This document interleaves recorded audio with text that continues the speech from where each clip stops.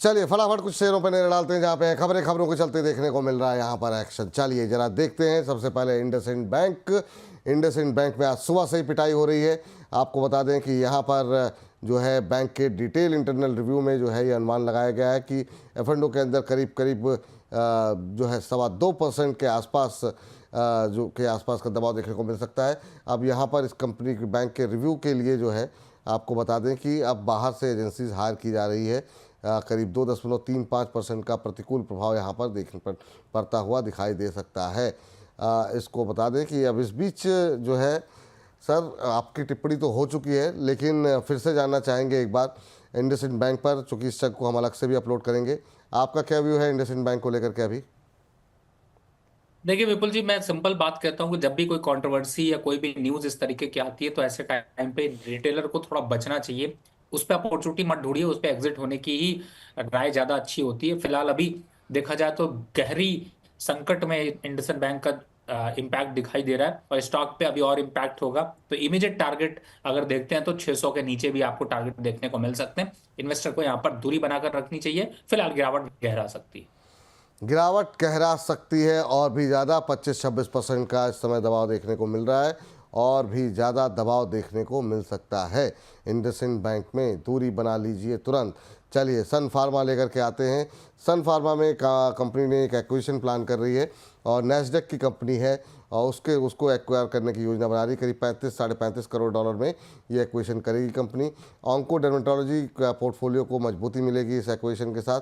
आज सुबह हमने देखा कि सन फार्मा में करीब 3-3.5% के आसपास की मजबूती देखने को मिल रही थी। अभी अगर हम देखें तो 3.25% ऊपर 1655 के आसपास ट्रेड करता हुआ सन फार्मा का शेयर। सर सन फार्मा एक नए एक्विजिशन की तैयारी में है कंपनी, आपकी टिप्पणी क्या होगी इस पर? देखिए इसमें कोई डाउट नहीं है। सन फार्मा पीछे अगर फंडामेंटल नंबर्स को देखा जाए तो बहुत अग्रेसिव तरीके से यहाँ पर परफॉर्म करती हुई नजर आई। प्लस जिस तरीके से मार्केट की कंडीशन खराब है उसके बाद भी फार्मा सेक्टर यहाँ पर खड़े रहा, उसमें सन फार्मा एक जो है वो एक अग्रेसिव रिटर्न के साथ आगे बढ़ रहा था। और अभी भी चार्ट पैटर्न या फिर फंडामेंटल को समझा जाए तो जल्दी 1750 तक के आंकड़े देखने को मिल सकते हैं। तो बिल्कुल यहाँ पर स्टॉक में वो दमखम अभी और बना हुआ है। चलिए अब जो है बातचीत कर लेते हैं जोमेटो को लेकर के। और जोमेटो पे जरा स्क्रीन पर लेकर के आ जाइए। खबर क्या है? जोमेटो के शेयर में लगातार ये 5वां दिन है जबकि हम गिरावट देख रहे हैं। 5 कारोबारी सत्र में करीब 11.25% की गिरावट देखने को मिली है। और आपको बता दें आज इंट्राडे लेवल पे 200 का लेवल भी जो है शेयर ने तोड़ दिया है जोमेटो ने। जोमेटो पे हालांकि काफ़ी डिटेल में हमने बातचीत की, लेकिन एक बार फिर से सर क्या करें, 200 का लेवल भी आज टूट गया और कितना दर गिरावट जाए बाकी है यहाँ पे? 180 रुपए के लेवल्स जल्दी देखते हुए नजर आएंगे। और वैसे भी मैंने पहले भी बोला है कि फंडामेंटल बहुत पुअर है और साथ ही स्टॉक का स्ट्रक्चर काफी पुअर है। फिलहाल यहाँ पर इन्वेस्टर को जरूर दूरी बनानी चाहिए, नहीं तो आपका नुकसान यहाँ पर बढ़ता रहेगा। दूरी बना करके चलने की सलाह यहाँ पर जो है यहाँ पर जोमेटो के अंदर। चलिए अगली कंपनी लेकर के आइए और ये है BEL। कंपनी ने नए ऑर्डर हासिल किए हैं। 843 करोड़ रुपए के एक्स्ट्रा ऑर्डर हैं। अब आपको बता दें ये पोर्ट, हवाई यातायात, तमाम चीज़ों को लेकर के ऑर्डर मिले हुए हैं और अब इस फाइनेंशियल ईयर में 14,000 करोड़ रुपए से ज़्यादा के ऑर्डर जो है कंपनी को मिल चुके हैं। तो ये राय जो है, ये खबर जो है BEL को लेकर के लगातार ऑर्डर फ्लो बना हुआ है शेयर पे, इसमें कोई दो राय नहीं है। और अब आज 274 के आसपास ट्रेड करता हुआ। फंडामेंटली सर वैल्यूएशन को लेकर के कोई बात हो तो हो सकती है। ऑर्डर का फ्लो हम देख रहे हैं कि लगातार इस कंपनी में बना हुआ है। आप कैसे देखेंगे सर BEL को? और इसकी तुलना अगर हम बाकी कंपनियों के साथ करें, BDL हो या HL हो, तो आप इसको कहाँ पाते हैं? देखिए कंपनी अच्छी है नो डाउट, लेकिन थोड़ा सा एक दायरे में फंसी हुई है। 285 और 280 के पास आते ही वापस से प्रॉफिट बुकिंग शेयर में देखने को मिलती है। फिलहाल इस न्यूज का इंपैक्ट ये होगा कि थोड़ा सा पॉजिटिव आपको मोमेंटम दिखाई देगा, लेकिन यहां पर फ्रेश खरीदारी की बिल्कुल राय नहीं है। इंतजार करिए, 255 का लेवल आने दीजिए तब खरीदारी करिए। 285 पहले आ जाता है तो प्रॉफिट बुक कर लीजिए। ये रेंज में रहेगा और रेंज का फायदा उठाइए। और जहां तक दूसरे कंपैरिजन में करें तो देखिए धीरे धीरे एकुमुलेटिव बाइंग इन स्टॉक्स पे करते रहिए। डिफेंस स्टॉक्स में चाहे HAL की बात करें, BDL की बात करें या फिर जी शिपिंग की बात करें, ये सब धीरे धीरे करके एक पॉजिटिव मोमेंटम बनाएंगे। ठीक सर। चलिए तो ये बात BEL को लेकर के भी हो गई। अगली कंपनी जरा स्क्रीन पर लेकर के आइए, देखते हैं वहाँ पर क्या गतिविधि देखने को मिल रही है। वो है NTPC power company. NTPC green energy के साथ जो है कंपनी ने जो है 96,000 करोड़ रुपए के कई दस्तावेजों पर हस्ताक्षर किए हैं, जिसमें सोलर एनर्जी है, विंड है, एनटीपीसी की एनर्जी के साथ मिलकर छत्तीसगढ़ सरकार के साथ जो है ये एमओयू साइन हुआ है, जिसमें 96,000 करोड़ के कई जो है प्रोजेक्ट्स को लेकर के हस्ताक्षर कंपनी ने किए हैं। सर, एनटीपीसी ग्रीन पे आपसे बात हो गई है, एनटीपीसी पे आपकी राय जानना चाहेंगे। 330 के आसपास कैसा लग रहा है आपको? देखिए, नो डाउट स्टॉक काफी अच्छा है, लेकिन 330 से थोड़ा बढ़ सकता है, 345 तक के भाव आ सकते हैं। लेकिन यहां पर फ्रेश खरीदारी के लिए थोड़ा सा मैं वेट करूंगा, क्योंकि मार्केट का डायरेक्शन यहां पर बहुत अग्रेसिव नहीं है और अभी फिलहाल यहां पर थोड़ा सा वेट करना चाहिए। 225 और 222 के लेवल्स धीरे धीरे करके वापस से रिवर्सल होते हुए अगर आते हैं तो वहां पर खरीदारी बनती है, या फिर थोड़ा सा रुकना चाहिए। अभी के हिसाब से पॉजिटिव इंपैक्ट यहां पर बना रहेगा। ठीक, पॉजिटिव इम्पैक्ट बना रहेगा।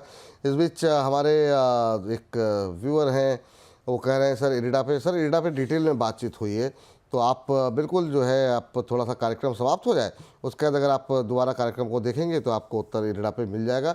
और अगर शाम को 8 बजे हम इसका मार्केट मास्टर भी ऑन एयर करेंगे, उस पर भी आपको जानकारी मिल जाएगी।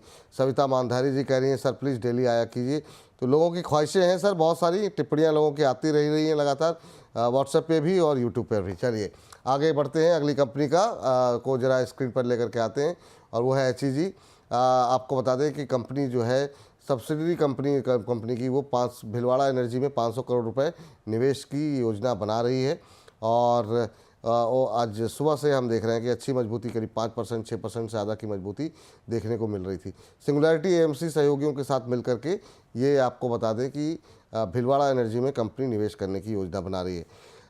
सर, HEG सुबह से मोमेंटम में है, एक तरीके से इसने आउट परफॉर्मेंस आज दिखाई है। आज तो क्या दिखाई, पर वैसे भी अगर देखें पिछले 5 दिन में 13%, एक महीने में 17% की रैली, इतने वोलेटाइल मार्केट पे 17% का रिटर्न, काफ़ी शानदार मूव रहा है। आप कैसे देख रहे हैं HEG को? नो डाउट फंडामेंटल के साथ में टेक्निकल भी अच्छे का चल रहे हैं और अभी स्टॉक जो है वो 430 रुपए तक जाता हुआ नजर आ सकता है। तो यहाँ पर स्टॉक का मोमेंटम अच्छा है, अगर बने हैं तो बिल्कुल बने रहना चाहिए। थोड़ा ऐड करना है तो भी कर सकते हैं 400 के स्टॉप लॉस से। 430 तक के आंकड़े जल्द आपको छूता हुआ नजर आएगा। चलिए इस बीच जरा अब लेकर के आते हैं एनएलसी इंडिया पे जो है क्या कुछ व्यू निकल के आ रहा है। करीब 20 करोड़ डॉलर तक के एक्सटर्नल कमर्शियल बोरोइंग को मंजूरी दी गई है एनएलसी इंडिया के बोर्ड की तरफ से। साथ ही साथ ग्रीन शू के जरिए भी कंपनी रकम जुटाएगी। करीब 20 करोड़ डॉलर तक के रकम जुटाने को मंजूरी दी गई है। और यहाँ पर नई रकम जुटाने को लेकर के सर जो है कंपनी की बोर्ड ने मंजूरी दी है। आपकी टिप्पणी जानना चाहेंगे। एनएलसी इंडिया एक और PSU कंपनी। देखिए, फिलहाल वैसे अगर देखा जाए तो एनएलसी इंडिया काफी अच्छा परफॉर्म कर रही थी, लेकिन चूंकि मार्केट का डायरेक्शन यहाँ पर गिरा, उसके बाद एक इम्पैक्ट निगेटिव साइड पे देखने को मिला। लेकिन मुझे लगता है कि इन लेवल्स पर थोड़ा सा रुकना चाहिए। 205 एक अट्रैक्टिव लेवल आपको देखने को मिल सकता है। फिलहाल न्यूज के इम्पैक्ट की बात करें तो 220 तक के वापस आंकड़े देखने को मिलेंगे। फिलहाल पोजीशन को होल्ड रखना चाहिए। फिलहाल पोजीशन को होल्ड करने की ही सलाह यहाँ पर निकल करके आ रही है। तो ये बात निकल के आ रही है। इस बीच एक टिप्पणी जो है ले लेते हैं। हेमलता जी बहुत देर से परेशान है। बाजार स्टाइल के IPO में पैसा लगाया था सर, कहने काफ़ी ज़्यादा लॉस में अब आ गई हूँ, मुझे क्या करना चाहिए, क्या मुझे होल्ड करना चाहिए या मुझे स्विच करना चाहिए, अभी जानना चाह रही हैं सर। अगर हम अभी देखें तो बाजार स्टाइल का जो भाव देखने को मिल रहा है वो करीब 233 के आसपास चल रहा है। कोई टिप्पणी करना चाहेंगे सर? IPO में लेके बैठी हुई हैं। देखिए, मैं समझता हूं क्योंकि हेमलता जी एक मेहनत की कमाई लगाती हैं और उसके बाद उम्मीद होती है कि थोड़ा सा पॉजिटिव मिलना चाहिए। और जब मार्केट ऐसे हालात पर हो और आपको फंसा रहा हो तो डिसीजन लेना थोड़ा मुश्किल हो जाता है।